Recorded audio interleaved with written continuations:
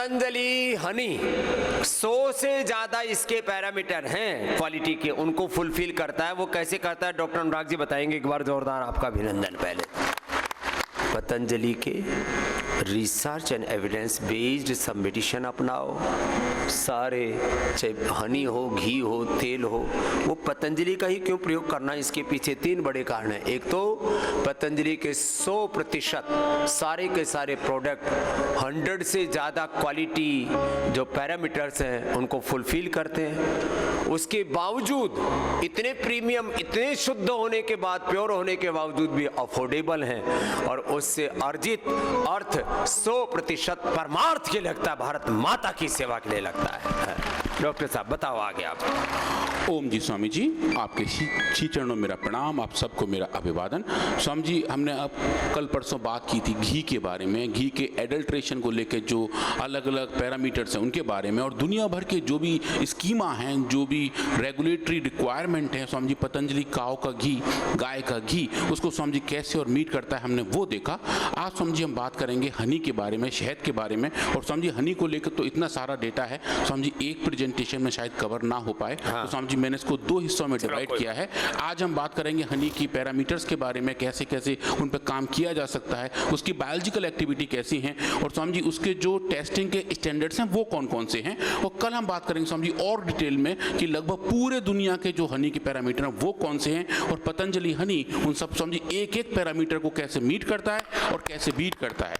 उसके बाद स्वामी जी हम ये भी देखेंगे कि जो भी दुनिया भर के पैरामीटर हैं वो सब एक्चुअली सार्वभौमिक सत्य नहीं है, यूनिवर्सल ट्रुथ नहीं है स्वामी जी, क्योंकि हर एक पैरामीटर एक शहद को डिफाइन नहीं कर सकता। और ये हजारों प्रकार के पेड़ पौधे वनस्पतियां हैं, हजारों क्या लाखों प्रकार के, और उनका जो एक्सट्रैक्ट है, उनका जो सार है, उस मधु को, उसके जो जिसमें ग्लूकोज, फ्रुक्टोज और स्वामी जी सुक्रोज, इसका एक सम्मिश्रण है, त्रिवेणी संगम है। त्रिवेणी संगम स्वामी जी, उनमें नेचुरल वेरिएंट और फ्रुक्टोज, तो स्वामी जी उसकी एक संतुलित मात्रा है, संतुलित मात्रा, और उसके पहचान कर सकते हो कि आप ये, अब ग्लूकोज तो शुगर में भी होता है, लेकिन ग्लूकोज में, शुगर में, चीनी में फ्रुक्टोज नहीं होता। हाँ स्वामी जी, और उसका कार्बन नंबर अलग होता है, तो हाँ, वो सब पैरामीटर कार्बन अलग है। तो स्वामी जी उन सब की टेस्टिंग करना और ये बता पाना कि रियल पैरामीटर कौन सा है स्वामी जी, वो अपने आप में एक बड़ा चैलेंज है। यूरोप के कुछ स्टैंडर्ड के हिसाब से भारत के हनी को नापना वो स्वामी जी गलत है, क्योंकि उनकी ज्योग्राफिकल टेस्टिंग अलग टाइप की है, हमारी अलग टाइप की है, सब नेचुरल है। तो स्वामी जी हमने उन पे काम किया। पूजाचार्य जी ने पूरे भारतवर्ष से 94 अलग अलग ऑर्गेनिक हनी के सैंपल इकट्ठे कराए, जो किसानों से लिए थे स्वामी जी, सीधे जो है जंगल से तोड़े गए, किसान जो मधुमक्खी पालन करते हैं उनसे लिए गए। अलग अलग फसलों के समय, लीची के समय लीची का हनी अलग तरह का होता है, सरसों के समय सरसों का हनी अलग तरह का होता है, यूकेलिप्टस का हनी अलग होता है, जंगल से जो हनी कलेक्ट किया जाता है, और जो मल्टीफ्लोरा होता है वो अलग होता है। सबको स्वामी जी, तो स्वामी जी हमने उन सबको इकट्ठा किया और पूरे दुनिया में जितने भी पैरामीटर है हनी को टेस्ट करने, स्वामी जी उन सब पे उनको टेस्ट किया। भारत के बाहर की लैब में भी टेस्ट किया, भारत की 5 अलग अलग लैब में टेस्ट किया, अपने यहाँ टेस्ट किया, और देखा स्वामी जी ऐसा कौन सा पैरामीटर है जो सब इन हनी को नेचुरल बताता हो। और स्वामी जी अब देखिए जो नेचुरल हनी है वो नेचुरल हनी है, कोई पैरामीटर किसको अच्छा बताता है, कोई इसको खराब बताता है। अच्छा खासा शहद का सैंपल जो स्वामी जी खुद कलेक्ट किया हुआ है वो भी कुछ पैरामीटर में फेल सा होता हुआ दिखता है, तो इसका मतलब यह है कि स्वामी जी उन पैरामीटर्स पे काम करने की जरूरत है। पैरामीटर्स को अभी तो लोग तय नहीं कर पा रहे, मानदंडों को, मापदंडों को। तो हनी के बारे में देखें स्वामी जी, हनी जो है ये एक ऐसा कंपोनेंट है जो हनी भी हमारे लिए बनाती है। नेक्टर स्वामी जी जो पौधों के अंदर पाया जाता है, फूलों के बेस में पाया जाता है स्वामी जी, उस नेक्टर को हनी बी जो मधुमक्खी वो इकट्ठा करके लाती है, उसका बायो प्रोसेस करती है और स्वामी जी उसको कन्वर्ट करती है जो हनी है। परागकण और स्वामी जी उसके नीचे जो बेस होता है, परागकण तो अपने पोलन ग्रेन हो गए, पर हनी के नीचे, उसके फूल के नीचे स्वामी थोड़ा सा मीठा पदार्थ होता है। तो हनी बी की जो लंबी सी सूंड होती है वो जाके उसको इकट्ठा करती है, उसको स्वामी जी प्रोसेस करती है, उसकी शुगर को रिफाइन करती है, उसको ज्यादा मीठा बनाती है, और ये स्वामी जी हनी बन जाता है। तो चूंकि ये हनी जो है वो एक यूनिफॉर्म सब्सटेंस नहीं है, नेचुरल वेरिएशन में होते हैं। इसके रंग स्वामी जी बहुत हल्के से लेके बहुत गाढ़े तक हो सकते हैं, डिपेंड। अलग अलग प्रकार के कलर भी आपको देखने के लिए, कहीं बहुत डार्क मिलेगा, कहीं थोड़ा ऐसे गोल्डन कलर का मिलेगा, और मुनक्का हनी तो बिल्कुल काला सा होता है स्वामी जी, काला सा होता है, वो बहुत महंगा वो बहुत महंगा, लगभग स्वामी जी 1 लाख रुपए किलो तक जाता है। 1 लाख रुपए किलो तक बेचते हैं। और स्वामी जी कोरिया में उसकी डिमांड बहुत ज्यादा है। वो लोग स्वामी जी इसके अंदर रेड जिनसेंग का मिक्स करके पेस्ट बना के हेल्थ टॉनिक के नाम पे चलाते हैं उसको, तो स्वामी जी उनका और एक तो और रॉयल जेली भी होती है। रॉयल जेली, हाँ रॉयल जेली स्वामी जी बहुत स्पेसिफिक है। रॉयल जेली क्या होता है? वो रानी मधुमक्खी राधु मधुमक्खी खाती है। तो स्वामी जी पूरे छत्ते में एक रानी मधुमक्खी होती है, बाकी सब वर्कर्स होते हैं। और स्वामी जी बड़ा मजेदार बात है कि उस पूरी छत्ते में जितना भी शक्ति है वो सब मात्र शक्ति है। जो पुरुष हैं वो बाहर घूमते रहते हैं, उनको ड्रोन्स कहा जाता है। वो ड्रोन जो शब्द है ना स्वामी जी, वो ड्रोन उधर से ही आता है। मेल मधुमक्खी को ड्रोन कहते हैं। ड्रोन वो है, वो जो ड्रोन हम उड़ाते हैं ना स्वामी जी, वो जो शब्द है, फीमेल वहां रहती है मधु के पास। फीमेल करते क्या है? रखवाली करते हैं। उनका रखवाली करते हैं स्वामी जी। रानी मक्खी सिर्फ अंडे देती है, बाकी जो फीमेल मधुमक्खियां हैं वो वर्कर बीज हैं। उनका काम उन अंडों की देखभाल करना है, खाना लेके आना है, हनी बनाना है, सफाई रखना है। इनके जो मेल हैं वो थोड़े होते हैं, फीमेल ज्यादा नहीं, मेल खूब सारे होते हैं, पर उनसे एक जो उनका काम होता है उसके बाद उन्हें लात मार दी जाती है। उन्हें बोला आप जाओ, हाँ वो बाहर रहो, खुश रहो, वो अपने फूल पत्ती का जूस पी के घरों में लात मत मारना भाई। अरे नहीं, ये मधुमक्खियों के बारे में बता रहे हैं। तो इसीलिए जो डिवीजन ऑफ लेबर है स्वामी जी वो बहुत अच्छा है। जो समाज में हम देखते हैं अलग अलग कार्यों का, कर्तव्यों का, हाँ स्वामी जी वो बिल्कुल निर्धारित है कि जो रानी मक्खी है उसका काम है अंडे देना, और जो रानी मक्खी का भोजन है वो है रॉयल जेली।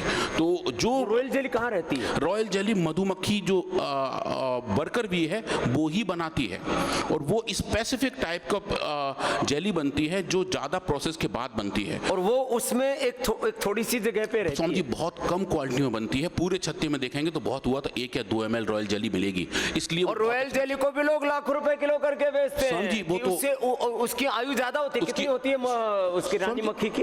रानी मक्खी की आयु स्वामी जी बहुत वक्त 1 साल तक जा रही होती है पूरी मक्खी, क्योंकि वो उनमें एक जन्म में कितने बच्चे दे देती, कितने अंडे दे देती? वो स्वामी जी कई करोड़ अंडे देती होगी। वो उसका काम ही अंडे देते रहना होता है ना, उसका इस लाइक स्वामी जी वो मोटी होती है, वो बहुत मोटी होती है स्वामी जी। और अगर पूरे छत्ते को ट्रांसफर करना है तो हमें रानी मक्खी को निकाल के यहाँ ट्रांसफर करना है। जितने भी वर्कर भी हैं उसके पीछे पीछे चले जाते हैं। पूरा संगठित है, पूरा स्वामी जी बहुत बढ़िया संगठन है। जैसे हमारा है ना भारत स्वाभिमान ट्रस्ट, स्वामी जी वैसा ही संगठन इनका होता है। तो वो जो संगठन की क्षमता है स्वामी जी वहाँ में अच्छे से दिखाई देती है। और आप देखिए उनका काम ही यही है, कुछ मक्खियाँ बाहर बैठ के पंख हिला रही हैं ताकि वेंटिलेशन रहे, कुछ मक्खियाँ अंदर हनी को प्रोसेस कर रही हैं, कुछ हनी को पैक कर रही हैं। जो स्वामी जी हम हनी बी का जो आप जो देख रहे हैं स्क्रीन पर स्वामी जी, ये जो छत्ते के अंदर जो डिजाइन है ना, जो हेक्सागोनल स्ट्रक्चर है, एक कोष्ठक बना हुआ है जिसकी जो शेप ऐसी है स्वामी जी, मशीन की तरह आप देखिए एक एक कोष्ठक की शेप सेम होती है जो वो वैक्स से बनाती हैं। स्वामी जी ये भी मैन्युफैक्चरिंग का बहुत अच्छा एग्जाम्पल है। आपको छोटे बड़े साइज नहीं मिलेंगे, आपको टेढ़े बच्चे गोल बच्चे नहीं मिलेंगे स्वामी जी, सब सेम साइज के मिलेंगे। और ये काम भी वर्कर भी बहुत अच्छे से करते हैं। क्या गजब इंजीनियरिंग है, गजब इंजीनियरिंग स्वामी जी। बिल्कुल, आप जितना इसको डीप देखते हैं उतना स्वामी जी देखने में बड़ा अच्छा लगता है। अब एक और अच्छी बात है स्वामी जी, हम लोग बात करते हैं कम्युनिकेशन की, हम आपस में बात कर सकते हैं, बता सकते हैं। स्वामी जी हनी बी भी कम्युनिकेट करती हैं। जैसे एक मधुमक्खी कहीं एक हिस्से में जा रही है और उसको वहां पे अच्छे परागकण वाले फूल मिल जाएं तो स्वामी जी वो और मक्खी को बताती है। और स्वामी जी कैसे बताती है? डांस करके। डांस करके स्वामी जी हनी बी के अंदर बकायदा टेल डांस होता है। वो अपने टेल को इस तरीके से डांस करती है और बताती है कि सूरज के सापेक्ष ज्यादा माल है, सूरज के सापेक्ष वो फ्लावर कहाँ पे है। समझिए इट इज ऑल रिलेशनल, मतलब क्लियरली बताते हैं कि हनी बी का जो टेल डांस है वो बताता है कि सूरज यहाँ पे है, ये वाले फूल यहाँ पे हैं जहाँ पे आपको परागकण मिलेंगे। तो जो और मधुमक्खी पीछे आ रही हैं वो उसको फॉलो करके वहाँ पहुँचती हैं। और समझिए कम्युनिकेशन की एक अच्छी एग्जाम्पल हमें यहाँ दिखाई देता है। तो ये बात तो हनी बी की रही स्वामी जी। अब ये है कि क्वेरी ये आती है कि हनी बी बनाती क्यों है, मतलब मधुमक्खी को हनी बना के करना क्या है। उसको तो नहीं पता है कि वो जो है वो आकर के डॉक्टर अनुराग जो है शहद तोड़ के लेके जाएगा। हाँ स्वामी जी ये बात भी सही है कि उसका जो सेवन है वो तो इंसान करेंगे, पर जो हनी बी जो बनाती है स्वामी जी वो बनाती है अपने आगे आने वाली संतति को खाने को सेव करने के लिए, क्योंकि नेक्टर खा के तो वो वाली लाइफ खुद ही जी सकते हैं जैसे ड्रोन्स जी रहे हैं स्वामी जी। ड्रोन्स जो है जो मेल हनी बी हैं वो अपना नेक्टर पी के जिंदा रह रहे हैं। ऐसा वो मतलब बनाते नहीं, वो जो लेके आए माल अपना खुद ही खा के उसी को अपना अब जिंदगी पूरी करके फिर अगले जन्म की तरफ सेविंग नहीं करते। सेविंग नहीं करते। और जो फीमेल भी है वो सेविंग करती है आने वाले जनरेशन के लिए। तो समझिए अब हनी का जो पूरा काम है वो यही है कि वो जो आने वाली संतति है, जो अंडे हैं, जब अंडे से लार्वे निकलेंगे वो क्या खाएंगे, उनका इंतजाम समझिए हनी भी करती है। अब इसकी जो आप बैकग्राउंड देखें समझिए लगभग 320 अलग अलग वैरायटी के हनी पूरे दुनिया में पाए जाते हैं। 320 ये तो वो हैं जो फ्लोरल वैरायटी के आधार पर डिफाइंड है। आपने जैसे कहा लीची का है, मस्टर्ड का है, मल्टीफ्लोरा है, यूकेलिप्टस का है, आम का है। समझिए पूरी दुनिया में अलग अलग 320 प्रकार के हनी है। हाँ समझिए, जिनका फ्लेवर, कलर, ऑर्डर, खुशबू, उनका टेस्ट, उनका जब आप उसको सेवन करें तो जीभ पे टेक्सचर कैसा आ रहा है। कुछ समझिए बहुत गाढ़े हैं, कुछ हल्के दानेदार जैसे हैं, कुछ समझिए बहुत पतले हैं। तो वो डिपेंड करता है, कुछ जम जाते हैं, कुछ नहीं जमते हैं। समझिए उस जमना तो समझिए एक नेचुरल प्रोसेस। स्वाभाविक, हमने पहली बार शहद के पैकिंग में लिखा हुआ है जमना शहद का स्वाभाविक गुण है, नहीं तो लोग इसी से नकली शहद है जम गया। नहीं समझिए, तो चाशनी तो जमती ही नहीं है। हाँ समझिए, इसीलिए जो नेचुरल अकरिंग हनी है उनके अंदर ऐसा होना पॉसिबल है, क्योंकि जितना ज्यादा उसको हनी भी ना गाढ़ा किया होगा उतने उसके समझिए जमने के चांसेस ज्यादा हो जाते हैं। और वो भी जैसे ये सरसों आदि का तो तुरंत जम जाता है। उसके अंदर जो पॉलिन ग्रेन है वो मोटे मोटे होते हैं, सफेद होता है, वो पीला भी नहीं होता। वही समझिए, उनको भी हम देखेंगे, उनको आप इलेक्ट्रॉन माइक्रोस्कोप से देख सकते हो। एक्चुअली समझिए अगर हम इस हनी को माइक्रोस्कोप के नीचे देखें तो हमें वो पॉलिन ग्रेन दिखाई देते हैं। उसके आधार पर हम बता सकते हैं कि ये हनी कौन से पौधे से आया हुआ है। तो वो समझिए पहचाना जा सकता है। हनी के अंदर लगभग समझिए 17 से लेके 20% तक पानी होता है जो नेचुरली अकरिंग है। वाटर कंटेंट लगभग इतना है। इसके अलावा समझिए विटामिन ए है, विटामिन ई है, विटामिन के है, B1, B2, B6, niacin, vitamin C, सारे विटामिन समझिए इसके अंदर नेचुरल मात्रा में पाए जाते हैं, क्योंकि ये पौधों में बन रहे होते हैं। पौधा अपने फूल में छोड़ता है, मधुमक्खी वहां से लेके आती है, उसको बायो प्रोसेस करके समझिए हनी के तौर पे पैक करती है। तो जो नेचर हमारे मास्टर इंजीनियरिंग मदर है वो वहां बना रहे हैं। सब कुछ है इसमें, सब है समझिए। फैटी एसिड्स हैं, अच्छे एल्कलॉइड्स हैं, फैटी एसिड्स भी हैं। हाँ समझिए थोड़े फैटी एसिड्स हैं, और समझिए फ्लेवोनॉइड्स हैं, अच्छे तरीके के। कितने गुण होते हैं करीब करीब एक शहद में? समझिए बहुत सारे गुण हैं। गुण की समझिए लिस्ट ये रही, ये देखें समझिए, ये रहे प्रॉपर्टी जो हनी के हम देख सकते हैं। हनी समझिए एक अच्छा एंटीऑक्सीडेंट है, अपने अंदर जो ऑक्सीडेटिव स्ट्रेस है उसको कम करने का काम समझिए हनी से दिखता है। हनी अच्छा एंटी माइक्रोबियल है। समझिए अगर कोई चोट लग जाती है, कहीं हल्का सा स्क्रैच है, कोई छोटा घाव है, उसमें समझिए हनी लगाने से ही हीलिंग का रेट बढ़ जाता है। हम समझिए कुछ अभी क्लिनिकल ट्रायल एम्स ऋषिकेश में कर रहे हैं, प्लास्टिक सर्जरी के हेड के साथ काम कर रहे हैं। समझिए ये जो बर्न वुंड हैं, ऐसे लोग जो जल जाते हैं, जिनके अंदर घाव बड़े बड़े हो जाते हैं, उनकी हीलिंग के लिए समझिए हनी का इस्तेमाल कर रहे हैं, कायाकल्प तेल का इस्तेमाल कर रहे हैं। दोनों कॉम्बिनेशन समझिए हमने नया फॉर्मुलेशन तैयार किया है। आचार्य जी ने उसका जो बताया था फॉर्मुलेशन, उसका नाम हनी है, कायाकल्प तेल है, एलोवेरा है, समझिए हल्दी है, इनके साथ में मिला करके ना काया ग्रिट नाम का समझिए एक नया फॉर्मुलेशन है, और उसकी क्लिनिकल टेस्टिंग हो रही है। उसमें समझिए हनी एक मेन घटक के तौर पे है, और हनी समझिए बैक्टीरिया को, वायरस को, फंगस को बड़े होने से रोकता है, और हमारी जो नेसेंट इम्यूनिटी समझिए उसको पावर देता है कि अच्छे तरीके से हीलिंग हो पाए। ये समझिए एंटी एपोप्टोटिक भी है, मतलब जो एपोप्टोसिस का सही तरीका है उसको भी ठीक करने का काम हनी करता है। न्यूट्रिशन तो अच्छे इसमें है ही, और समझिए ये एक प्रीबायोटिक भी है। समझिए प्रीबायोटिक क्या होता है? प्रोबायोटिक के बारे में हम सब लोग जानते हैं, अच्छे वाले बैक्टीरिया जो हमारे पेट में हैं, जो हमें अच्छा खाना अच्छा विटामिन्स देते हैं। पर समझिए वो जो प्रोबायोटिक बैक्टीरिया हैं वो भी कुछ खाएंगे, उनका भोजन प्रीबायोटिक होता है। तो समझिए ये एक अच्छा सोर्स है जिस पे वो बैक्टीरिया फीड करेंगे जो हमारे पेट के अंदर हैं, जो हमारी इम्यूनिटी को, हमारी ताकत को समझिए बरकरार रखते हैं। तो ये काम भी यहाँ से होता है। और समझिए दुनिया का सबसे अच्छा लॉन्ग लाइफ फूड दुनिया में कोई है तो समझिए हनी है, जिसकी एक्सपायरी रियली इनफाइनाइट है। समझिए ये तो फालतू के नियम बना रखे हैं, घी एक्सपायर हो गया, तेल ये हनी एक्सपायर हो गया।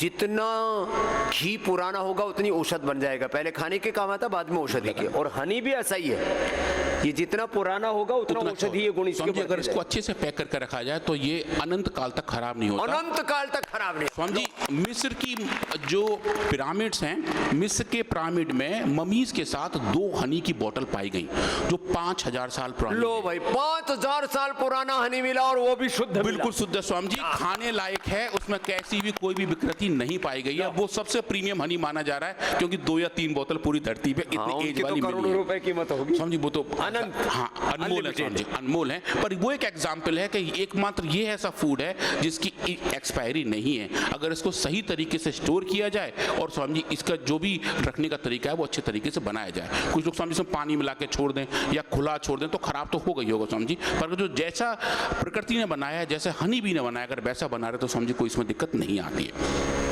अब स्वामी जी हनी एक अच्छा भोज्य पदार्थ तो है, टेस्टी कंपोनेंट है स्वामी जी, मीठा है तो जैसे मेरे जैसे लोगों को बहुत पसंद है।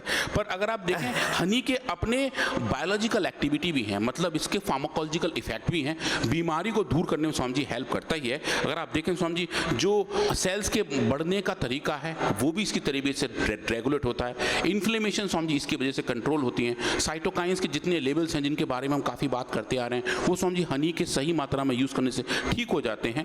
और कैंसर जैसी अवस्था में भी जहां मेटास्टेसिस होने का रिस्क बढ़ता है, मतलब कि कैंसर जब शुरुआत हो स्टेज 1 से लेकर स्टेज 3 और 4 तक की बात हो, जहां कैंसर की सेल्स अपना इनिशियल जगह छोड़ के दूसरी जगह जाना शुरू कर देती हैं, तो समझिए उस कंडीशन में भी अगर शहद का सेवन किया जाए तो हेल्प होती है उस मेटास्टेसिस को कंट्रोल और रेगुलेट करने की।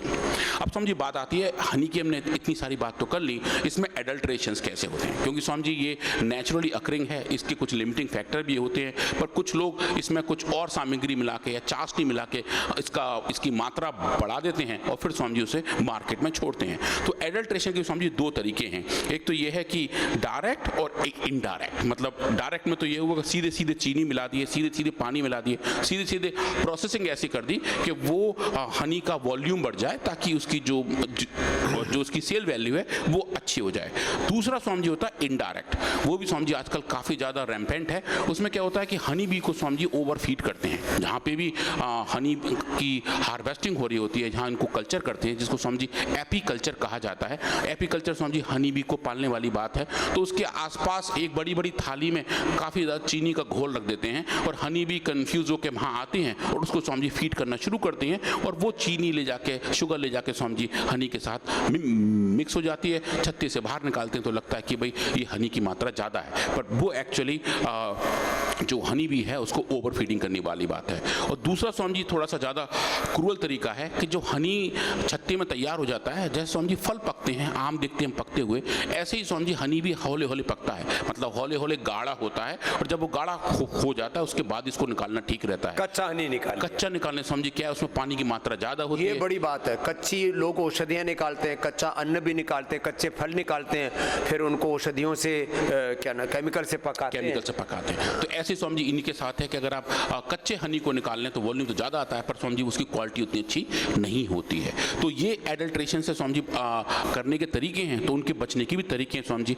FSSAI जो भारत सरकार की संस्था है, उन्होंने बाकायदा कुछ नॉर्म्स बनाए हुए हैं, एक पूरी लिस्ट है कि हनी के कौन कौन से टेस्ट होने चाहिए। पर आज हम स्वामी जी क्विकली जा रहे हैं उस पैरामीटर पे जो पूरे दुनिया में हनी की प्योरिटी के लिए बात होती है। तो स्वामी जी जैसे मैंने कहा कि हमने पूरे भारत से 94 सैंपल्स लिए और उन हर एक सैंपल को, चूंकि वो ओरिजिनल थे, करेक्ट सैंपल थे स्वामी जी, खुद ही हमारे वैज्ञानिकों ने कलेक्ट किए थे, ऑर्गेनिक हनी थे स्वामी जी, उन सब का हमने वो सब टेस्ट किए जो पूरे विश्व में डिफाइंड है। आचार्य जी ने कहा कि जो जो टेस्ट जहाँ जहाँ हो सकते हैं सब जगह इन सैंपल को भेजो, उन टेस्ट का डेटा लेके आओ और कंपाइल करके देखो कि हनी के जो पैरामीटर है, ऐसी कौन सी कसौटी है जो इन हनी को टेस्ट करके बता सकती है कि ये सही है। अब चूंकि ये सही है ये हमें पता ही है, पर क्या सही को सही पहचान सकते हैं। तो स्वामी जी इस बार रोल रिवर्स हो गए थे, इस बार हम हनी को टेस्ट नहीं कर रहे थे, इस बार हम टेस्ट को टेस्ट कर रहे थे, क्योंकि हमें पता था कि हनी तो हमारा सही है जो हमने लिया हुआ है, पर जो उसको जांचने का तरीका है वो कौन सा है। तो स्वामी जी जैसे हमारे पास एक सोना हो जो हम जानते हैं असली सोना है और कसौटी पे कस कर देख रहे हैं कसौटी कौन सी ठीक है,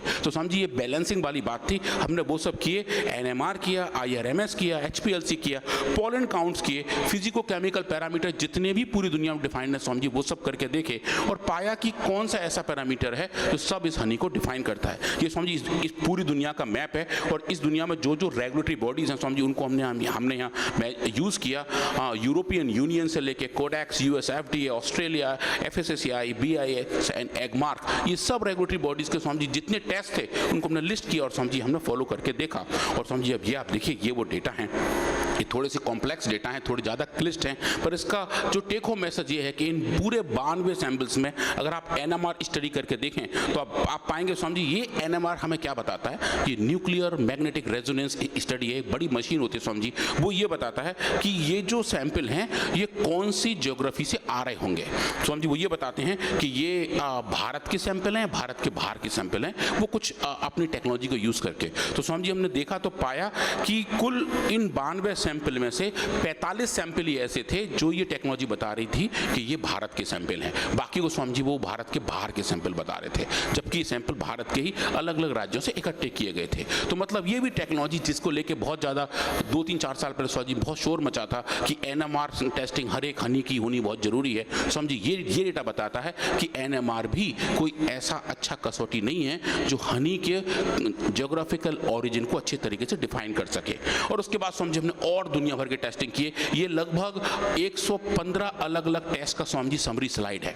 NMR अलग है, IRMS अलग है, HPLC अलग है। हाँ स्वामी जी, और आप देखिए अगर ये पूरा नीला बना होता, ये जो आप बैंड्स देख रहे हैं स्वामी जी, ये फिर बताता कि ये टेस्ट कंसिस्टेंट है। हमने स्वामी जी 1 से लेके 92 सैंपल तक ये टेस्ट किए और आप देखें स्वामी जी किसी पैरामीटर में कोई ना कोई सैंपल्स अच्छा आता नहीं दिखाई दे रहा है, जबकि ये सब 5 सैंपल हैं पर इनको कई जगह स्वामी जी ये नॉन कंप्लेंट, एक पैरामीटर नहीं कह सकते, कोई एक पैरामीटर स्वामी जी बता ही नहीं पाता कि ये सब ठीक है। तो स्वामी जी इस पे और चिंतन मंथन करने की जरूरत है कि किस तरीके से हम अपने हनी को डिफाइन करें, उसके असली शहद की पहचान कैसे, असली शहद की पहचान कैसे करें और उसको स्वामी जी कैसे डिफाइन करें कि इस पैरामीटर को यूज करेंगे तो हम वो पैरामीटर भी असली है या नकली है, या उसमें कितनी पूर्णता है कितनी अपूर्णताएं स्वामी जी, और मोर ओवर कहाँ पे टेस्ट कराना है, जिस लैब में कराना है स्वामी जी, क्या वो लेबोरेटरी इस लायक है, क्या उनके पास ऐसी टेक्निकल कंपिटेंसी है, ऐसे टेक्निकल लोग हैं जो इन क्लिष्ट चीज़ों को समझ सकें और समझ के स्वामी जी एक एनालिसिस करके डेटा दे पाएं। तो स्वामी जी ये एक चैलेंज है, अभी हमारी टीम इस पर बहुत सारा काम कर रही है। पर हम स्वामी जी अब फटाक से जाते हैं इसकी तरफ, जो मैं आपसे कह रहा था स्वामी जी, ये जो आप देख रहे हैं स्क्रीन पर ये पॉलन ग्रेन्स हैं जिनको मैं और जूम करके दिखा रहा हूँ स्वामी जी। ये आप देखेंगे इधर जो दिख रहे हैं स्वामी जी, ये पराग कण हैं जो इलेक्ट्रॉन माइक्रोस्कोप के नीचे थोड़े से बड़े करके दिखा हाँ स्वामी जी, और बड़े करके दिखा रहे हैं स्वामी जी। ये लगभग 1.25 लाख गुना बड़ा करके आप देख रहे हैं, नंगी आंखों से नहीं दिखाई देते हैं। ये स्वामी जी जैसे ये गुलाब का पराग कण है, अगर गुलाब से आ रहा होगा, ये वाला देख रहे हैं स्वामी जी सुंदर सा, ये लीची वाला है। हर किसी का स्वामी जी अपना अपना एक शेप है और आप इन शेप को देख के बता सकते हैं कि ये जो हनी है वो हनी कौन से स्रोत क्या है, उसका स्रोत क्या है स्वामी जी। नेचुरली वो जो मेहनत की है हनी बी ने वो कहाँ से लेके कहाँ पे की है स्वामी जी, वो जो इतने सारे चक्कर लगाए थे 20 लाख चक्कर जो लगाए थे आधा किलो बनाने में, वो चक्कर कहाँ से कहाँ तक लग रहे थे, तो वो सब स्वामी जी हम देख पा रहे हैं। और फिर स्वामी जी हमने अलग से कुछ और एक्सपेरिमेंट भी किए, हनी जो हमारे कई तरीके हैं स्वामी जी उन पर हमने काम किया और जो देखा कि जो हनी जो यहाँ रखा हुआ स्वामी जी, इसके हम कोई रैंडम 25 बैच पकड़ लें और उन 25 बैच का एक रैंडम क्वालिटी असेसमेंट करके देखें। स्वामी जी हमने बाजार से वो बैचेस लिए और स्वामी जी उनको हमने करेक्टराइज किया FTIR से, जो आप देख रहे हैं स्वामी जी ये बताता है कि जो कंपाउंड्स हैं हनी के अंदर वो कितनी मात्रा में हैं और उनके अंदर आपस में उसके अंदर बॉन्ड्स कितने हैं, केमिकल बॉन्ड्स कितने स्वामी जी, वो इस स्ट्रक्चर के तौर पर दिखाई देते हैं। हमने इन सब को लिया और स्वामी जी उसके साथ HPLC करके देखा कि उसके अंदर कितने तरीके के फाइटो कंपाउंड्स जो नेचर ने पैक किए हैं और स्वामी जी कितना उसके अंदर ग्लूकोज फ्रक्टोज का लेवल है वो भी स्वामी जी हमने नापा और पाया कि ये चेंजेस बड़ा अच्छे तरीके से दिखाई देते हैं कि चाहे हम FTIR में देखें स्वामी जी 25 के 25 बैच बिल्कुल एक से दिखाई देते हैं, उनके बीच में कोई एडल्ट्रेशन नहीं दिखाई देता। और उसके साथ साथ अगर हम देखें जो वैलिडेशन है कि HPLC में जो हमने देखा था, उस HPLC के अंदर भी आप देखें कि 25 के 25 बैच का एक सा बिल्कुल सिमिट्री दिखाई देती है कि जो भी पैरामीटर एक बैच में पाए थे वो स्वामी जी दूसरे बैच में भी उसी मात्रा में पाए गए। तो चाहे हम FTIR से नापें, जहां हम फिंगरप्रिंटिंग की बात कर रहे हैं, आप देखें एक लाइन एक बैच के बारे में है और देखें आप इनके अंदर अच्छी सिनर्जी है, अच्छी सिमिट्री है, वैसा ही रिस्पॉन्स हमें दिखाई दिया HPLC के अंदर। और अगर हम उसको और आगे करके देखें और देखें कि ग्लूकोज और फ्रक्टोज के कितने रेशियो हैं, ये जो पीक्स हैं जो हमने बॉक्स के अंदर बनाई हैं ये फ्रक्टोज और ग्लूकोज के बारे में बताते हैं। आप देखिए जैसा रिस्पॉन्स आपको एक बैच में दिखाई देता है वैसी ही कंसिस्टेंसी हमें और बाकी 25 बैच में दिखाई देती है, जो ये बताती है कि जो हनी के सैंपल हमारे पास हैं, हमने जो रैंडमली बाजार से लिए थे, उन सब के अंदर कंसिस्टेंसी अच्छी तरीके से दिखाई दे रही है। फिर हमने उनके साथ HPTLC भी करके देखा और टाइप की केमिकल फिंगरप्रिंटिंग करके देखी और पाया कि जो कंसिस्टेंसी हमें दिख रही थी, एक एक पैरामीटर वो यहाँ भी दिखाई दे रही थी। तो बेसिकली हमें क्या बता रहा है कि ये जो हनी हमारे पास हैं जिन पे हम काम कर रहे थे, उन सब के अंदर केमिकली, बायोकेमिकली और स्ट्रक्चरली एक अच्छी सिमिलरिटी दिखाई दी, और वो ये बता रहे हैं कि सब हनी का स्रोत एक सा है, ये आपस में कंजर्व्ड हैं, और जो क्वालिटी के पैरामीटर जो एक हनी में होने चाहिए वो लगभग हर एक ही बैच में पाए गए। और ये फिर हमें ये बताता है कि अगर हम सही टेक्नोलॉजी का यूज़ करें, अच्छी केमिकल स्क्रीनिंग का इस्तेमाल करें, फिंगरप्रिंटिंग का इस्तेमाल करें, तो हम एक अच्छे ऑथेंटिक हनी को पहचान सकते हैं। और पतंजलि हनी उनमें से एक है जहां ऑथेंटिसिटी डिफाइंड है, और जो जो पैरामीटर जरूरी होते हैं वो सब इस हनी के साथ टेस्ट किए जाते हैं।